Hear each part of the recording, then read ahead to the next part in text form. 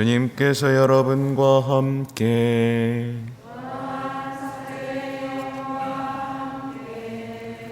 마르코가 전한 거룩한 복음입니다.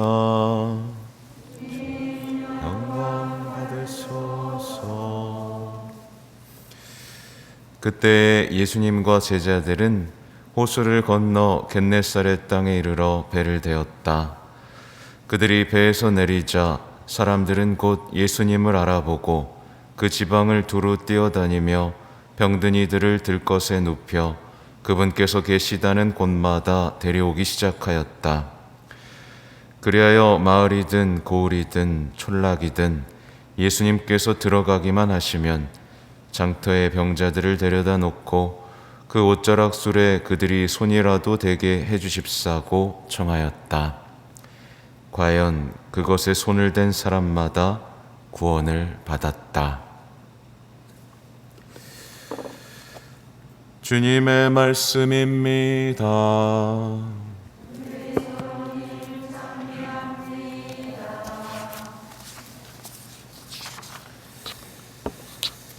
참 예수님, 오늘 솔로몬이 주님께 성전을 지어 바치자 주님께서 그 성전을 당신의 영광으로 가득 채우시죠. 특히 구름으로 표현되어 있는데 이 성전이 당신의 영광, 구름으로 가득 차자 모두가 이제 멈춰섭니다. 이제 아무것도 할 수 없게 되어 버렸어요. 근데 이게 그냥 단순히 보이지 않아서였을까요? 아니죠.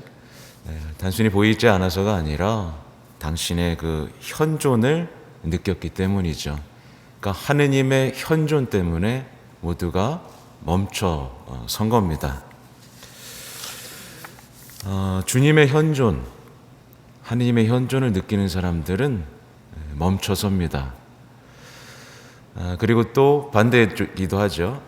멈춰선 사람만이 하느님의 현존을 느낄 수 있죠. 시편에도 있잖아요. 너희는 멈추고 내가 하느님임을 알아라. 어제 독서와 복음에 나오는 얘기들이 모두 뭐냐면 하느님의 현존을 목격하고 멈춰선 사람들의 얘기이기도 하죠. 하느님의 현존이 느끼는 사람은 무릎을 꿇고 죄를 고백하고 두려움을 느끼고 침묵 혹은 고백 중에 그 하느님의 공간, 하느님의 시간 속으로 이제 빨려 들어갑니다. 어떤 성인들은 그렇게 빨려 들어가는 것을 체험했고 그걸 또 신비 체험이라고 하고 또 우리가 일상 안에서 하느님의 현존을 느낄 때 우리는 신비 체험도 하면서 기적 체험도 하게 되는 거죠. 이렇게 굉장히 중요한 하느님의 현존이라는 주제가 우리 신앙에 있는데 사실 오늘날의 성전에서 하느님의 현존을 느끼는 사람들은 적어졌습니다. 말씀의 전례 중에는 말씀 안에서 주님이 현존하시고 성찬의 전례 안에서는 주님께서 성찬에 또 현존하시죠. 사실은 우리 미사 있죠. 우리가 바치는 미사는 말하자면 재현이 아니죠, 그죠? 재현이 아니라 실제로 골고타가 여기 있는 거예요, 그죠? 주님께서 오늘 이 자리에서 다시 한번 골고타를 가시는 것이고, 다시 한번 못 박히시는 것이고, 우리는 그 자리에 있는 겁니다. 오늘날에 이제 우리 많은 신앙인들이 신앙의 위기를 맞이하는 이유는 이런 하느님의 현존을 마치 조정할 수 있는 것처럼 내가 마음대로 할 수 있는 것처럼 변화시켜버렸기 때문입니다. 예를 들면 이런 거예요. 미사가 가장 좋은 예겠죠. 미사를 어때요? 자기의 시간에 맞춰서 옵니다. 자신의 시간에 맞춰서 오는 거예요. 자신의 취향에 따라서 미사를 선택하고 자신의 계획에 맞춰서 미사를 취소하기도 합니다. 마치 식당 예약하는 것처럼, 취소하는 것처럼. 자신이 중요한 일이 있을 땐 언제든지 미사를 왔다 갔다 하는 거죠.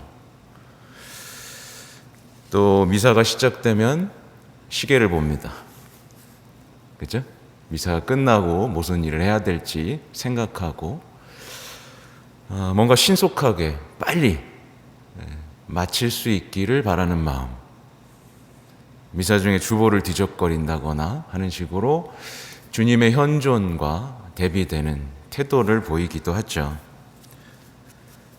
때때로는 미사를 편안하게 드리고 싶어서 편안한 복장을 가지고 자신이 가장 편안한 자리에서 미사를 드리기도 합니다. 주님의 현존이 잊혀졌다는 거죠. 만약에 예수님이 여기 앉아 계시다고 생각해 보세요. 그리고 예수님이 초대했다고 생각했다면 사람들의 태도가 어떻게 달라졌을까요? 그렇죠? 아마 앞자리가 꽉 찼을 겁니다. 그렇죠? 그리고 태도부터 달랐을 것이고 정말 주님이 사제의 입을 통해서 이 자리에서 말씀하고 계신다는 걸 느낀다면 정말 하나도 빼놓지 않고 들을 어떤 마음의 태도가 오겠죠. 기도 역시 마찬가지입니다. 기도 역시 마찬가지죠. 하느님의 시간이 나에게 오는 겁니다. 그러니까 예수님이 찾아오시는 겁니다. 어제 베드로에게도 예수님이 찾아오신 것처럼 언제 찾아올지 모르죠. 언제 찾아올지 모르십니다. 근데 기도도 내 시간에 맞춰서 합니다. 자신의 시간에 주님 오세요.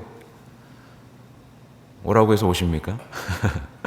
그러니까 하느님의 현존, 하나님께서 내 안에 오시고 내 곁에 계실 때까지 기다리고 참고 응답을 기다리는 게 아니라 나의 시간에, 나의 때에 하느님의 능력과 현존을 체험하기를 바라는 거죠. 내가 조정할 수 있다라고, 감히 내가 예수님을 오라 가라 이렇게 할 수 있다라고 생각하는 거죠. 이런 예는 계속해서 벌어집니다. 주님의 현존, 여러분의 가정에 주님의 현존이 있다고 느끼세요? 주님께서는 여러분의 가정에도 현존하고 싶으시고 여러분의 일터에도 현존하고 싶으시고 여러분의 일상에도 현존하고 싶으십니다. 심지어 여러분이 부부싸움 할 때도 그 옆에 예수님은 계시는 거죠. 근데 예수님이 옆에 계시다고 생각하면 감히 우리가 서로를 탓하고 나무라고 미워할 수 있을까요? 우리가 성체를 모시고 내 안에 주님이 함께 나와 계시고 계시다고 생각했을 때 감히 나쁜 것들을 생각할 수 있을까요? 네.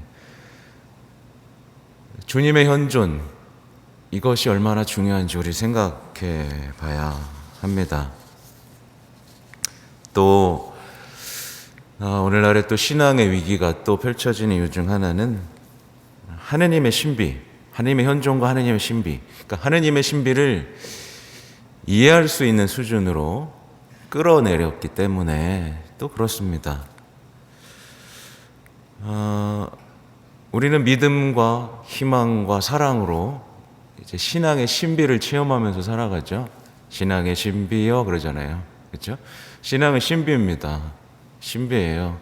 우리가 어떻게 할 수 있는 영역이 아닙니다. 우리가 이해할 수 있는 영역이 아닙니다.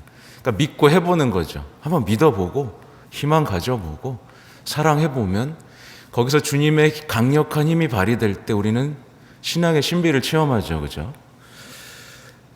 근데 다분히 이제 인간적인 해결책만을 이제 요구하는 것이 이제 하나님의 신비를 이해 수준으로 끌어내리는 거예요. 이렇게 하면 이렇게 되겠지. 저렇게 하면 저렇게 되겠지. 그래서 오늘날에 어때요? 그런 신비 체험, 인내 속에서 믿고 희망하고 사랑하는 게 아니라 많은 경우에 복음이 이제 왜곡돼서 심리 치료나 심리 상담, 이런 것들로 이제 복음을 어떤 심리적인 해석으로 하고 나에 대한 위로와 해결책으로 삼죠. 그러니까 신앙의 신비에 기대기보다는 인간적인 해결책을 더 추구하는 거예요. 이게 말하자면 하느님의 능력과 해결책을 의심하는 거죠. 예수님께서 말씀하신 기쁨과 행복을 무시하는 거죠. 성모님께서 제시하는 그 삶에서 도망치는 겁니다. 심각한 거죠, 그죠? 그래서 하느님의 현존도 체험하지 못하고 하느님의 신앙의 신비 이런 것들도 내 삶에서 지워져 버렸다면 어떻게 하게 되겠어요? 신앙의 어떤 무력감 그리고 느끼고 신앙을 포기하게 되고 냉담하게 되겠죠. 오늘날 많은 신앙인들이 냉담의 길로 빠지는 이유는 이런 것들과 관련이 있습니다. 쉽고 빠른 해결책. 매일 미사 나가면 내 삶이 좋아지나? 기도를 9일 기도, 50살 기도를 바치면 내 삶이 좋아지나? 어떤 단기 코스로 하느님을 만나고자 하고 내 삶이 변화되기를 원하는 그 왜곡된 인간적인 방법으로 하느님을 끌어내리려는 우리의 시도들이 우리의 신앙 속에 들어왔기 때문에 그렇다라고 볼 수 있습니다. 아무튼 이와 관련해서 아까도 잠깐 말씀드렸지만 교황님께서도 학교에서도 제가 배운 거예요. 이 전례는 단순한 모임이 아닙니다. 그죠? 단순한 모임도 아니고 어떤 행위도 아니고 하나님의 현존, 특별히 정말 미사는 다른 것과 비교할 수가 없는 거죠. 우리가 밖에서 드리는 기도와 상관없이 비교할 수 없이 이 미사는 하나님이 현존하시는 겁니다. 아까 말씀드린 대로 골고타가 다시 이곳에서 시작되는 것이고 최후의 만찬이 여기서 시작되는 겁니다. 그래서 조그만 책도 있잖아요. 천사들도 오고 그런다고, 그죠? 그 미사의 거룩한 미사의 신비가 다시 우리 안에서 살아 숨쉬면 좋겠습니다. 오늘 복음도 이와 관련해서 보면 간단해지죠. 예수님께서 오시자 사람들이 몰려듭니다. 데려가고 옷자락술에 손이라도 한번 대보고 싶어 합니다. 그러니까 예수님의 현존을 느끼고 놀라서 사람들을 데려오기 시작한 거죠. 정말 예수님이 내 삶에 있다면 미사를 마치고 나서 여러분들의 가슴 속에 성체와 함께 예수님의 현존을 가지고 집으로 돌아간다면 사람들은 여러분에게 몰려들 거예요. 저 사람 이상하다, 뭔가 거룩하다, 뭔가 다르다, 뭔가 따뜻하다, 뭔가 온유하다, 그죠? 그리고 여러분을 통해서 치유를 받을 것이고 여러분을 통해서 구원을 얻을 겁니다. 그래서 그 향심기도 아시죠, 그죠? 향심기도에서 하나님 현존 연습이라는 걸 하잖아요. 내가 하나님하고 함께 있구나. 그거를 잃어버리지 않기 위한 연습도 하기도 하죠. 아무튼 우리 역시 하나님께서 현존하고 싶어 하시는 성전이라는 걸 잊으시면 안 되겠습니다. 그래서 이렇게 얘기하잖아요. 화독송에서 일어나소서 주님 당신 안식처로 두소서. 그래서 깨끗이 하는 겁니다. 하느님의 것만으로 채우고 싶어 하는 거잖아요. 그래서 죄를 씻어내고 깨끗한 마음으로 주님께서 주시지 않는 그 마음들을 깨끗이 걷어나고 부당하지만 한 말씀만 해달라고 청하고 주님을 모시고 그렇게 내가 주님과 함께 있다라는 사실을 가지고 기쁘게 살아가는 것이 그리스도인이겠죠. 그렇죠? 우리가 성체를 보시면요, 그 성체 언제까지 계실까요? 다음 성체 모시기 전까지 계실 겁니다. 잊지 마십시오. 예, 내 안엔 주님이 계시고 우리가 그걸 잊을 때마다 주님은 고통받으신다는 거, 우리가 주님께서 싫어하시는 사랑 없는 삶을 살 때마다 우리의 내면에서 정말 감옥 같은 삶을 사신다는 거, 예, 잊지 마시고 하나님의 현존, 하나님의 신비, 신앙에서 회복하시면서 거룩한 또 기쁜 사랑 넘치는 삶으로 변화되시기 바랍니다. 아멘.